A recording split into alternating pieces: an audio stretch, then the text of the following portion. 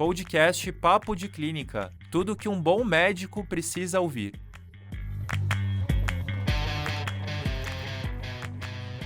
Fala galera, sejam bem-vindos a mais um episódio da nossa segunda temporada do podcast Papo de Clínica.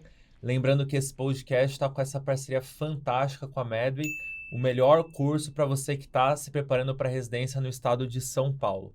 E hoje no nosso episódio temos um convidado especial, o Dr. Marcos Marangoni.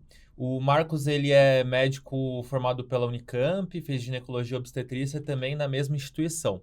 E hoje ele vai conversar um pouquinho com a gente sobre como abrir a própria clínica. Independentemente de ser cirurgião, ginecologista obstetra, clínico, é sempre importante a gente saber como que você, depois que você termina a residência, como que você começa o consultório, você que sempre fica se preocupando com isso, logo depois que você se forma, como que vai ser. Então, trouxemos o Marcos aqui, que tem uma experiência muito legal nesse assunto. Marcos, você pode se apresentar para a nossa audiência, por favor? Claro. Tudo bem, pessoal? Dante, obrigado por me receber aqui no podcast do Papo. É um prazer estar com vocês.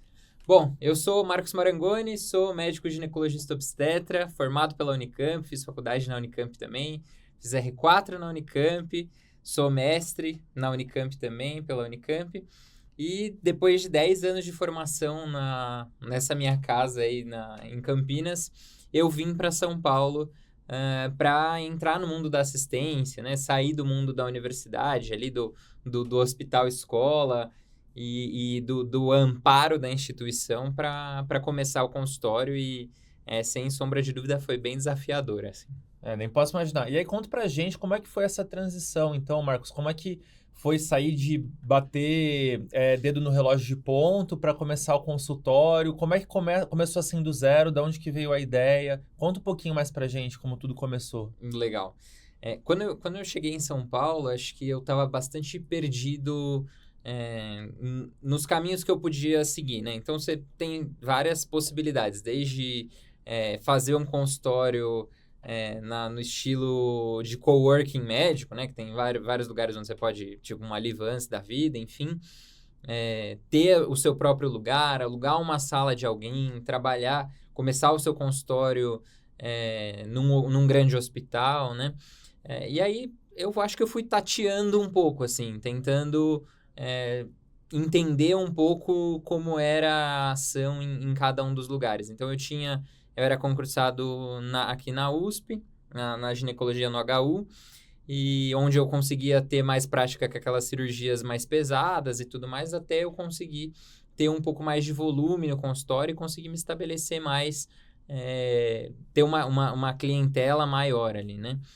E aí, nisso eu fui atender em hospital, né? Plano de saúde, fui atender em clínica, enfim.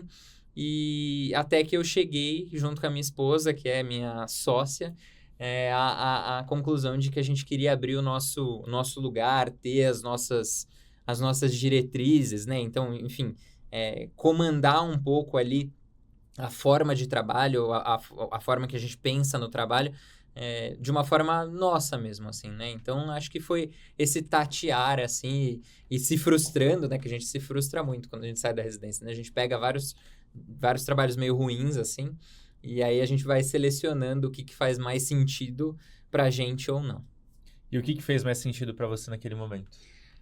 Putz, atender atender através de outras pessoas, assim, né? Então, na clínica de outras pessoas, ou mesmo nos grandes hospitais, assim, que você participa dos ambulatórios, é bom porque você tem um gasto nulo com marketing, por exemplo, né? Então, o seu CAC, né? Que quando a gente começa a estudar abertura de consultório, a gente tem que estudar bastante gestão, enfim, empreendedorismo. Então, quando você trabalha para outra pessoa, né? Ou para uma grande instituição, mesmo no plano de saúde, você não tem nenhum grande gasto com a aquisição desses pacientes, né? Então, o paciente chega para você naturalmente, ou pelo nome da instituição, pelo nome do lugar onde você está, ou pelo próprio plano de saúde, né?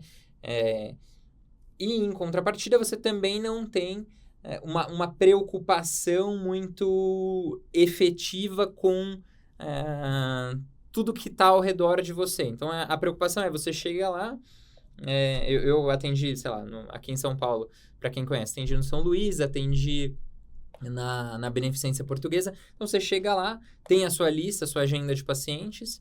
Então, a secretária é do hospital, os convênios, o cadastro é do hospital, né? Então, você chega, a sua preocupação é atender e ir embora, né? Você agenda algum procedimento, alguma cirurgia.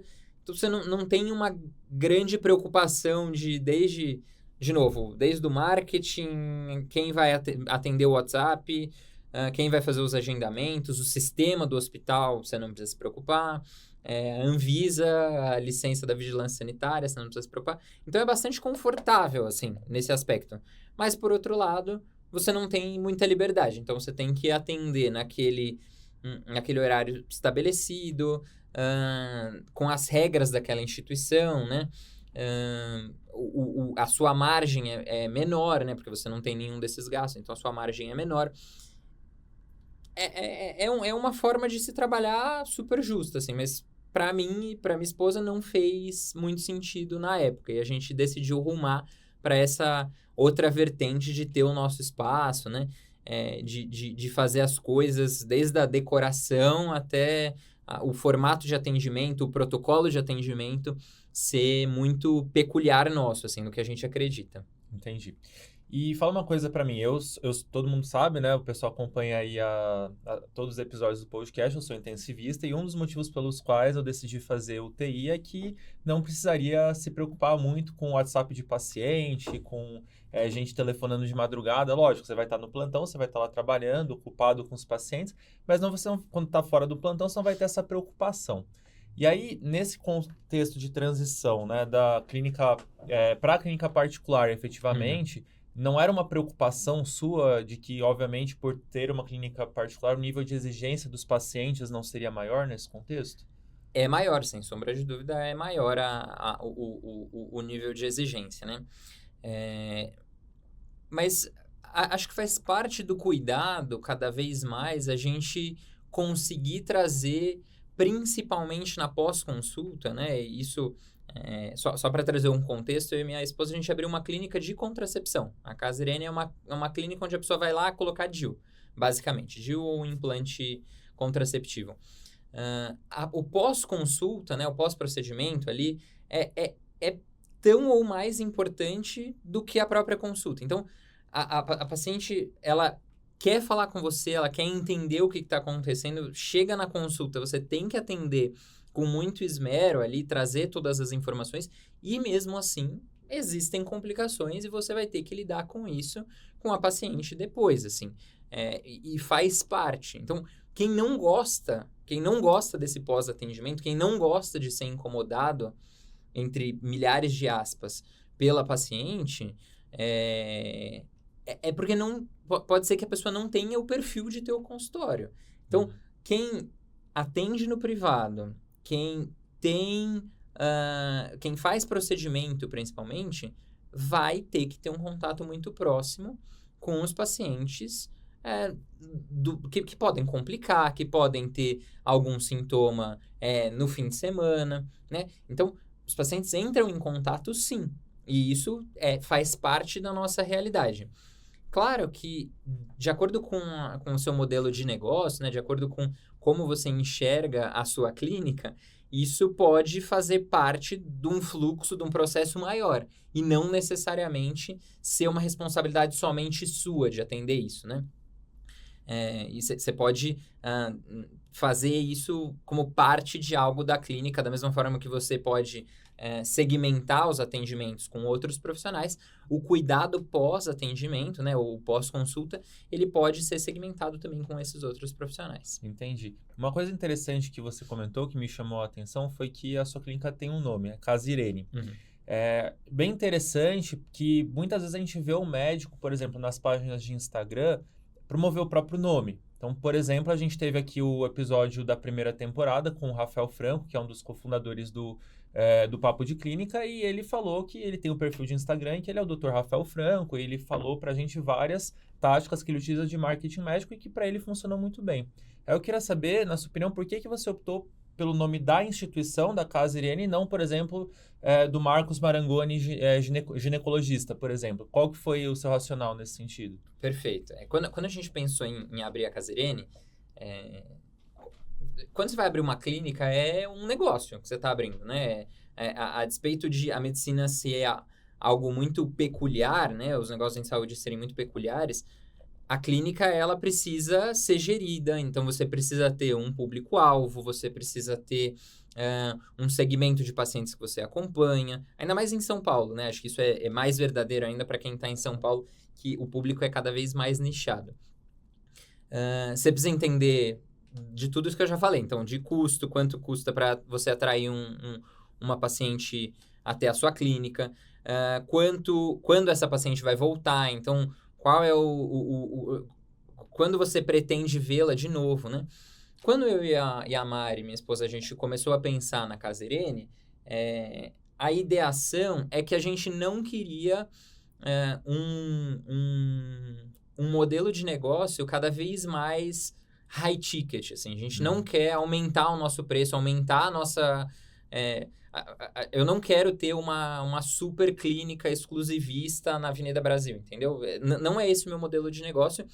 E também a gente, como propósito, e o propósito também faz parte do negócio, nosso intuito é ampliar acesso a métodos contraceptivos no país. A partir daí, não dá para você falar em ampliar acesso se você vai tornar um produto cada vez mais exclusivista. E não dá para ampliar acesso se eu centralizar a temática da marca, se eu centralizar a marca na minha pessoa ou na pessoa da Mariana. Então, a ideia que a gente teve desde o começo da construção da Casa Irene é formação de time.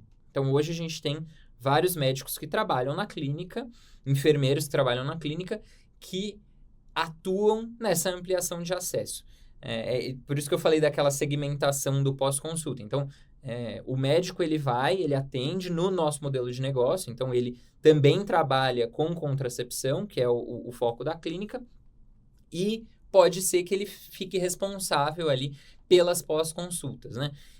Então, desde a delimitação do público-alvo, do propósito de ampliar acesso, fez muito mais sentido a gente ter uma marca desvinculada do Marcos e da Mariana, em que a gente conseguisse ter mais profissionais que não cheguem na clínica querendo e falando, não, eu quero ser atendido pelo Dr. Marcos, pela doutora Mariana. Pelo contrário, tem vez, inclusive, que a paciente chega e é atendida por uma das médicas ou pela enfermeira e fala, acabei de passar com a doutora Irene, acabei de passar com a Irene, que não tem nada a ver, né? A Irene, sim, da Casa Irene, veio do nome da avó da Mari, que usou a primeira pílula contraceptiva lá na década de 60. Então, não temos nenhuma Irene trabalhando lá. Mas a força da marca é sobre isso, né?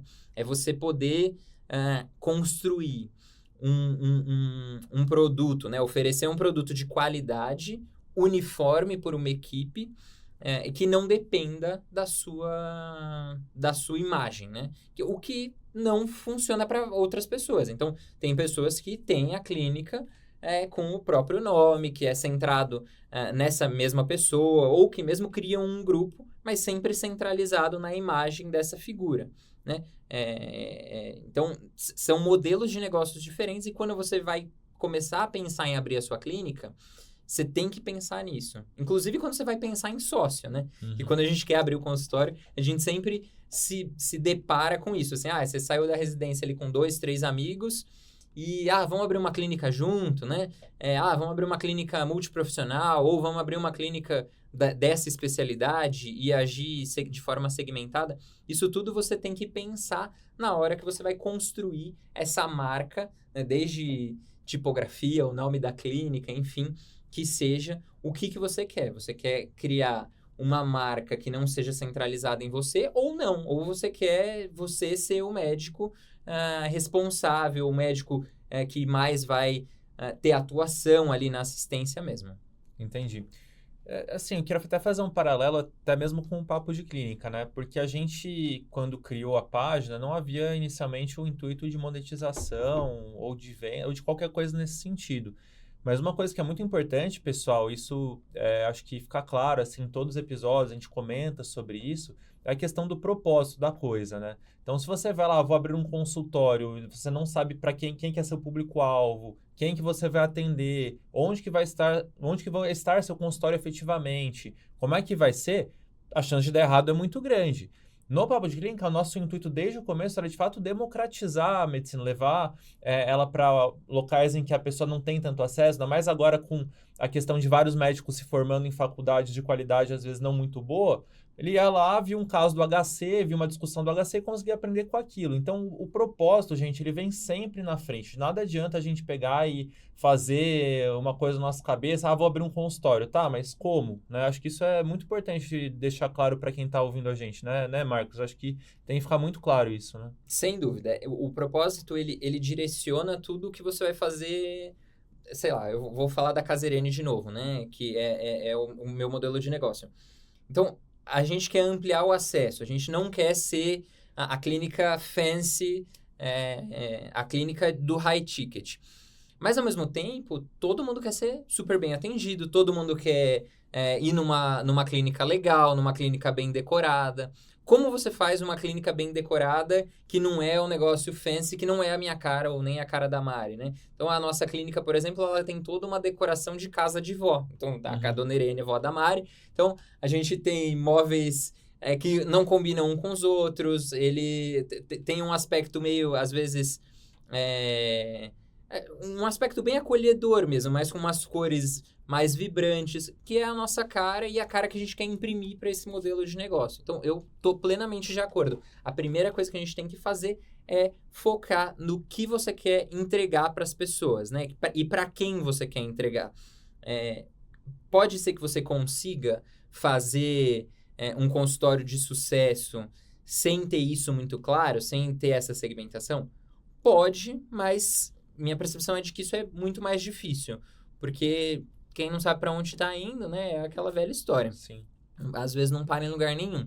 Então, desenhar isso, e às vezes você não precisa ter tudo bem estruturado, né? Eu e a Mari, quando a gente começou, a gente não tinha isso muito claro na nossa cabeça. Até antes de eu entrar com a Mari na Casirene, eu entrei para fazer a minha própria marca. Então, eu tinha lá meu Instagram, Marcos Gineco e tal. Mandei fazer papelaria com meu nome e meu endereço. E eu fazia muito urogineco, né? Putz, fiz site com meu nome, fiz papelaria com meu nome, e a minha marca, enfim. Foi um processo que eu vi que não fazia sentido para mim. Quando a gente fez essa transformação, aí tudo isso cai por terra. Não faz sentido eu usar o papel, o receituário, Marcos Marangoni Urogineco, num lugar que eu quero que tenha o receituário Casirene. É igual São Luís. Então, no São Luís, o receituário não é Marcos Marangoni, é São Luís. E assim por diante, né? Você não precisa ter tudo muito claro na sua mente quando você está começando. O caminho ele vai se iluminando conforme você vai pisando nele e vai testando, né? Então, quando a gente sai da residência, é muito essa hora de testar, de conversar com gente, de entender o seu mercado também, né? Então, sei lá, você saiu, fez endócrino e saiu. Sei lá, vai entender o mercado. O que tem na endócrino? Eu posso segmentar o meu cuidado só para diabetes? Eu posso segmentar o meu cuidado? Eu posso entrar numa clínica, ver como é que eles atendem lá, né? Eu acho que o peri-residência ali, saindo da residência, faz muito sentido esse tipo de teste no mercado mesmo. E acho que você comentou uma coisa também bem interessante sobre a necessidade de entendimento de gestão para que as coisas deem certo. E eu queria que você fizesse um paralelo, porque atualmente você também trabalha na Medway, né? Já tem bastante tempo, inclusive. E eu queria saber como que um emprego ajudou o outro. Legal. Do que a Medway ajudou a Casirene, do que a Casirene ajudou no trabalho na Medway. Consegue falar um pouquinho pra gente? Eu acho que seria interessante ter essa visão, porque apesar de ser de uma coisa ser assistencial e outra coisa não ser assistencial, ser mais voltada a ensino, são coisas que precisam ter habilidades aí em paralelo, né? Não, assim, quando você abre um negócio, os processos, eles têm que ser vistos da mesma forma. De novo, o cuidado em saúde, ele é bem peculiar. Mas o processo de atendimento da paciente quando ela quer agendar, por exemplo, da confirmação da consulta, o fluxo dentro da clínica. Então, às vezes, sei lá, pensa numa consulta de oftalmo, para quem já fez alguma consulta de oftalmo. Você chega, aí você faz exame, aí você vai na salinha de dilatar a pupila, e aí no fim você passa com o médico. Então você passa, sei lá, por umas 5 salas. Isso é um fluxo que acontece. É a mesma coisa de uma fábrica, é uma coisa meio fabril, assim. Guardadas as devidas proporções, claro, mas é tão básico isso de você ter que pensar nos fluxos e nos processos, e às vezes a gente não se dá conta, né? Quando eu saí da residência ali, que eu estava encantado, enfim, fiz até meu mestrado querendo super ser docente, ficar na universidade, enfim, não deu nada certo, eu desisti de tudo isso da universidade, mas eu saí muito cru. E aí comecei na Medway também, e comecei produzindo conteúdo, e fui aprendendo bastante coisa, assim. E, assim, gente, eu sei que é difícil, tá? Eu tive bastante dificuldade de aprender. Eu sempre falava, gente, eu sou de humanas, né? Não me põe pra entender uma DRE, né? Desde emitir nota, assim, eu era péssima.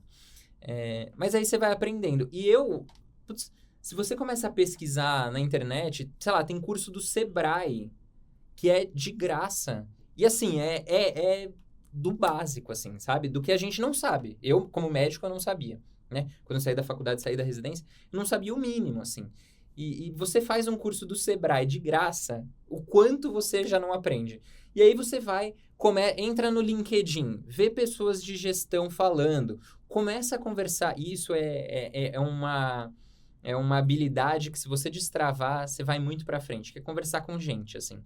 Então, conversa com alguém que tem uma clínica, ou que teve uma clínica. Eu falo que ninguém te dá melhores conselhos do que alguém que já faliu um negócio, né? Então, se a pessoa já faliu, ela já passou pelo pior, entendeu? Ela já passou pelo perrengue. Então, a pessoa não necessariamente faliu, né? Mas abriu a clínica, putz, tava dando muito trabalho, fechou a clínica. Eu lembro que eu tinha uma médica minha que me inspirou muito nesse aspecto, assim. Eu conversava com ela e todo dia ela me falava, nossa, olha, não abra a sua clínica.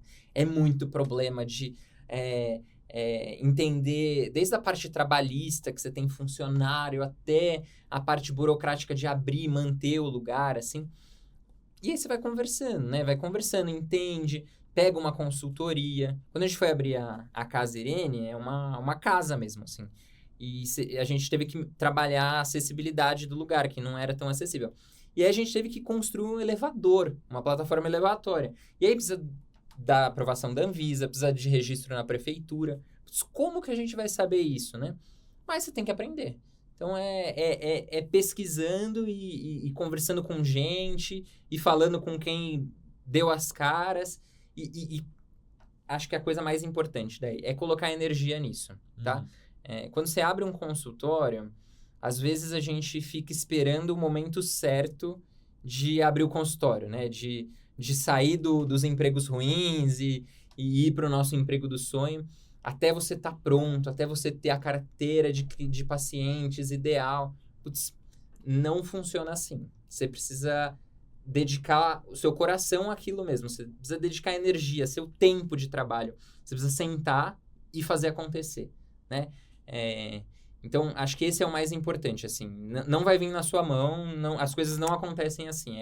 É uma decisão. É igual parar de dar plantão, né? Quando a gente decide parar de dar plantão, quando eu decidi parar de dar plantão, foi exatamente assim. Falar, o tempo que eu tô ansioso no pré-plantão, no plantão e exausto no pós-plantão, eu não perdi 12 horas, eu perdi 36 horas, entendeu?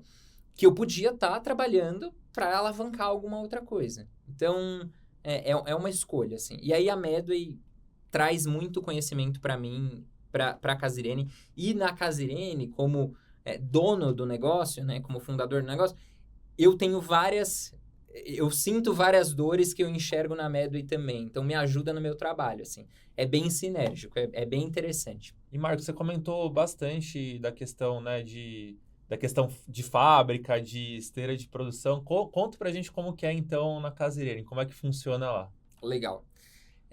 Na Casa Irene, como o nosso intuito é ser quase que um drive-thru de inserção de DIU, né?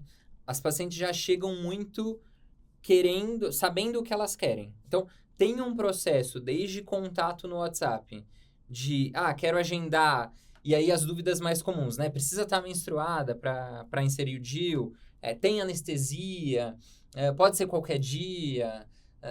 Coisas nesse sentido. Ou, eu sangro muito, eu posso colocar o DIU? Então, a gente tem uma equipe de saúde que atua no WhatsApp junto com a pessoa que é responsável pelo atendimento para sanar esse tipo de dúvida. A pessoa agenda, chega no dia, então a gente tem ultrassom na clínica, ela passa, primeiro faz um teste de gravidez, passa numa pré-consulta com uma enfermeira para colher história, para ver se tem alguma contraindicação ao método. Então, é uma outra. Então, primeiro faz o teste, que é um teste de urina, vai para uma outra sala, faz uma consulta e depois vai fazer a inserção por via a inserção de fato, né? Faz um ultrassom pré, tem a inserção do DIU e a gente já faz o ultrassom de novo pós para ver se está bem posicionado e está tudo certinho. E aí depois ela sai da sala e passa para assinar a guia do plano ou para fazer o pagamento também. Então, é esse fluxo que acontece dentro da clínica. E aí, no pós-consulta, de novo, a gente manda mensagem para ver se a paciente ficou bem, se ela teve muita cólica, se aconteceu alguma coisa. Legal. E esse atendimento, esse procedimento, vocês fazem como se fosse um pacote? Dá para reembolsar por convênio? Como é que funciona? É realmente acessível para o paciente? Perfeito. A gente faz da forma mais acessível que a gente consegue, assim, né? Então, de novo, voltando na gestão, a gente tem um custo fixo, que é ter uma casa, ter toda a estrutura ali. A gente tem as pessoas que trabalham com a gente. O que a gente consegue fazer? A gente consegue parcelar em mais vezes, e aí a gente consegue segmentar, de novo, voltado para o processo, voltado para o propósito, né? A gente consegue segmentar a nossa população. Então, se a gente tem, por exemplo, uma pessoa que consegue comprovar uma renda de até tantos reais, e aí a gente tem lá os nossos critérios, essa paciente entra num programa de DIU social. Então, a gente oferece esse DIU, esse pacote, com valor bem mais acessível. E a gente parcela, enfim. E tem também os mutirões. Então, os mutirões na Casirene, eles são... tudo isso sai do óbvio, né? Daquela coisa da consulta, que eu acho que faz parte da criatividade que vem a partir de você ouvir o seu cliente, né? Hoje a gente tem muito esse apelo de empresas focadas no cliente. Putz, não tem ninguém que entende mais a nossa paciente do que a gente mesmo, né? Escuta o que sua paciente está precisando. E aí, endereça essa dor. A gente tem os mutirões, que são 3, 4 dias em que a gente agenda muitas pacientes e a gente capacita profissionais, de novo voltado para ampliação do acesso. A gente amplia o número de pessoas que sabem inserir DIU, que tem segurança de inserir DIU, e a gente consegue cobrar mais barato da paciente, porque a gente cobra desse profissional que está sendo capacitado. Então, isso acontece esporadicamente, né? Algumas vezes no ano, mas são formas em que a gente encontra de realmente ampliar ainda mais o acesso, né? A gente já tem uma inserção com um preço abaixo de mercado, e a gente ampliou também agora para plano de saúde. A gente tem 2 planos de saúde, e a gente conversa com o plano de saúde, e é interessante para o plano fazer esse credenciamento para o pacote, né? E a gente tem esse volume do plano também. Entendi.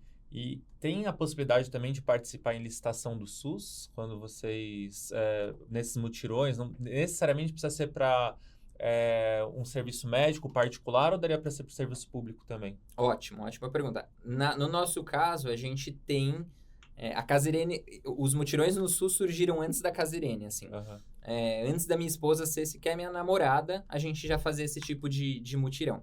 A gente conversa com a prefeitura, a gente faz essa licitação e a gente leva o nosso próprio ultrassom, a gente consegue alguns DIUs doados hormonais, né, que são os DIUs mais caros, e vai para o interior do país para, de novo, fazer mutirão. Legal, a gente pode inserir 80, 100 DIUs, mas olhando para o propósito, se eu for uma vez para uma cidade no interior da Bahia e colocar 100 DIUs, eu não estou efetivamente ampliando o acesso.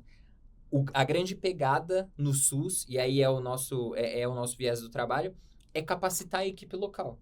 Então, o SUS, ele tem DIU na prateleira, tem DIU de cobre. Eles compram. Então, já faz parte do escopo do SUS. O que eu não tenho? A gente coloca.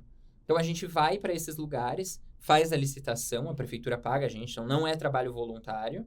A gente vai para essas cidades e a gente capacita a equipe local fazendo mutirão. Então, a gente capacita a enfermeira, capacita médicos para aprenderem e continuarem esse trabalho que está lá. Então, é uma outra fonte de receita, assim, é quase que uma outra unidade de negócio que traz uma receita, mas não é uma receita tão significativa, né? Que a gente desloca a equipe, tem que pagar os nossos funcionários, mas, de novo, voltados pro nosso propósito, isso faz muito sentido. A gente vê isso bastante, né, pessoal, mas em um contexto diferente com empresas aí de UTI e de anestesia, né? Mas é outro contexto. Geralmente é um hospital que é fundacional, que tem já uma gestão, uma parceria público-privada, né? E aí essa parceria público-privada, essa fundação, ela faz a licitação e essas empresas acabam entrando.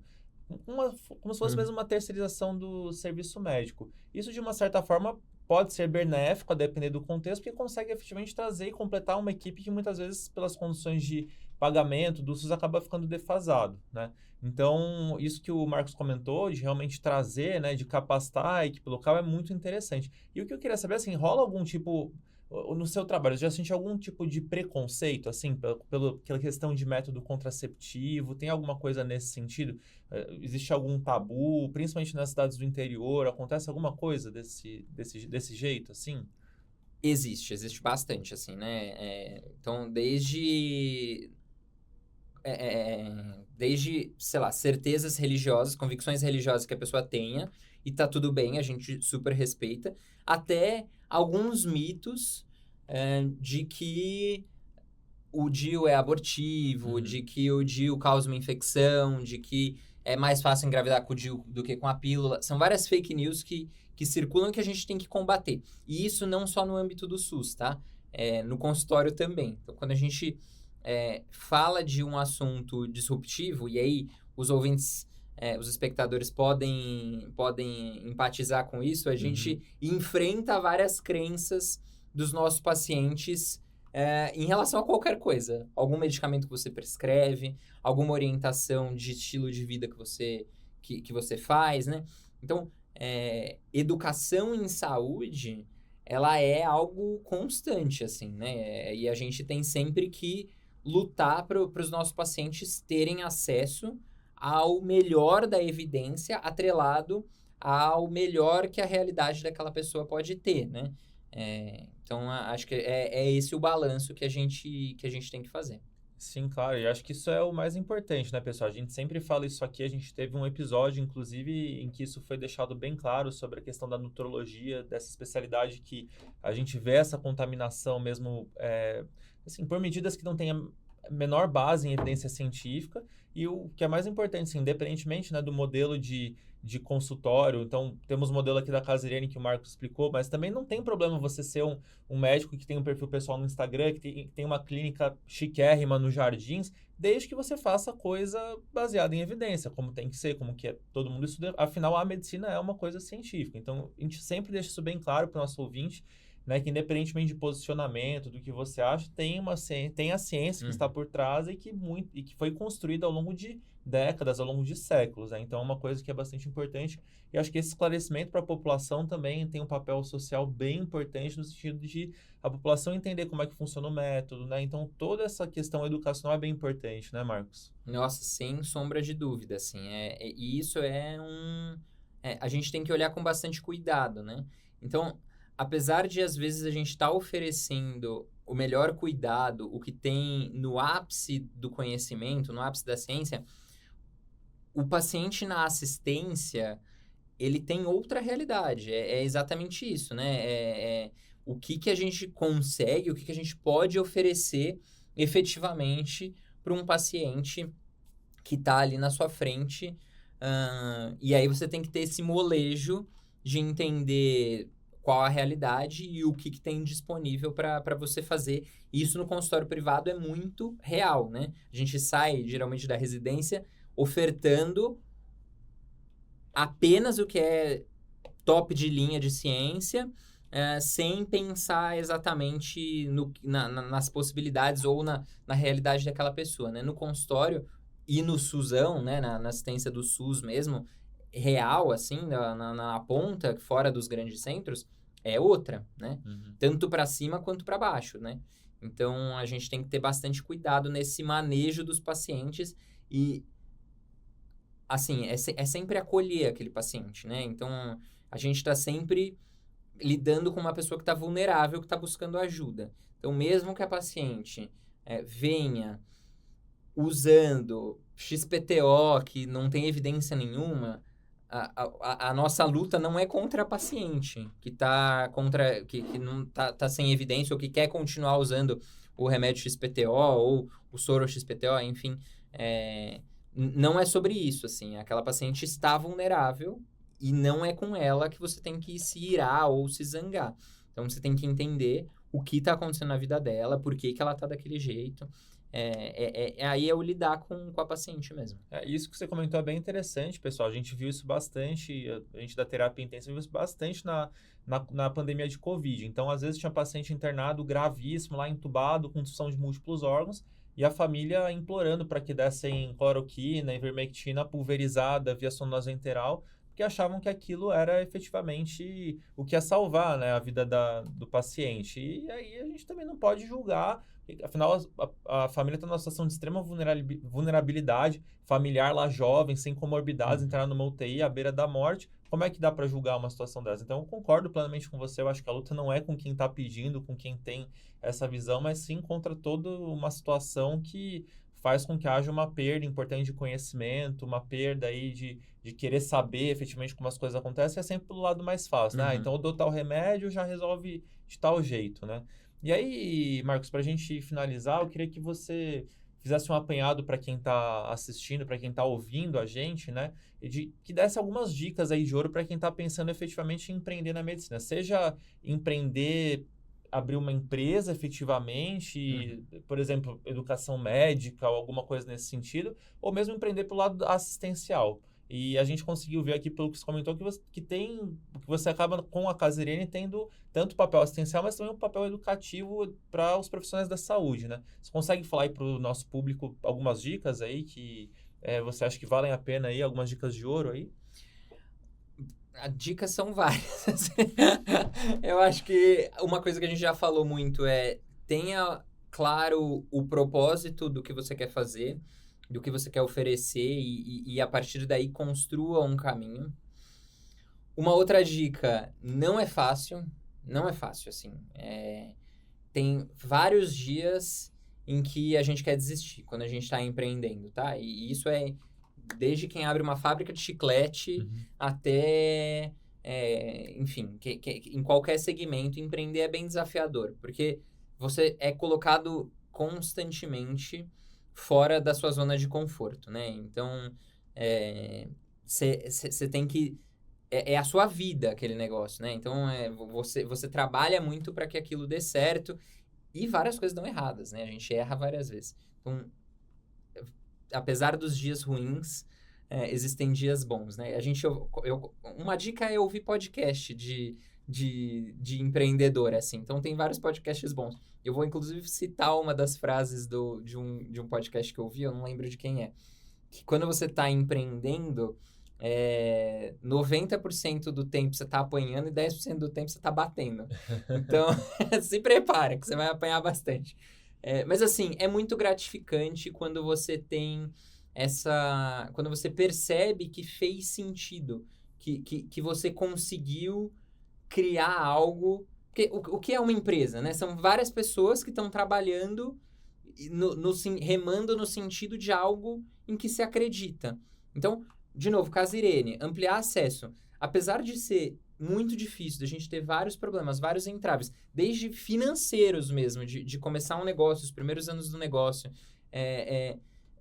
até burocráticos, enfim, de conhecimento de negócio mesmo, quando chega e você olha para trás e vê o quanto a gente conquistou, o quanto de acesso a gente consegue ampliar, o quanto aquilo fez sentido para você, não precisa ser um propósito gigante, pode ser, tipo, ser a maior clínica de endometriose da cidade, sei lá. Então, isso é um propósito, né? Ser a referência de cuidar da endometriose na cidade. Isso é um propósito. Se você chega lá, é muito gratificante. Ou ver você, ou sentir que você está chegando lá, é muito gratificante. E aí vale cada noite mal dormida, vale cada episódio de podcast que você ouviu, cada livro que você leu, cada artigo que você leu na internet, assim, cada curso que você fez. Então, foca no propósito, não é fácil, mas vale muito a pena. Beleza, Marcos, muito obrigado pela sua participação. Então, pessoal, lembrando que esse nosso podcast do Papo de Clínica agora está na segunda temporada, está com uma parceria fantástica com a Medway, que é o melhor curso preparatório para quem está prestando residência aqui em São Paulo, seja para R1, seja para R3. Lembrando que as inscrições para os nossos extensivos estão abertas, tá? E aí, pessoal, não se esqueçam de seguir as nossas redes sociais, então, @Medway Residência Médica, @Papo de Clínica. E Marcos, por favor, se puder contar pra gente as suas redes sociais aí pro pessoal seguir. Boa. Eu não sou muito mais ativo na rede social, mas a gente tem o @ da Casa Irene, que é @Casa Irene, e o meu Instagram pessoal é @MarcosGineco. Tô lá disponível se vocês quiserem bater um papo. Beleza, e já que ele falou de podcast também, não percam os outros episódios do nosso podcast para, como o Marcos falou também, aprender um pouquinho mais aí sobre o mundo real aí, mundo das ruas aí da medicina, beleza? Valeu, galera. Um ótimo dia para vocês. Na próxima terça estamos de volta aí. Um abraço. Obrigado, pessoal. Até mais, Dante. Obrigado pelo convite. Até a próxima. Valeu.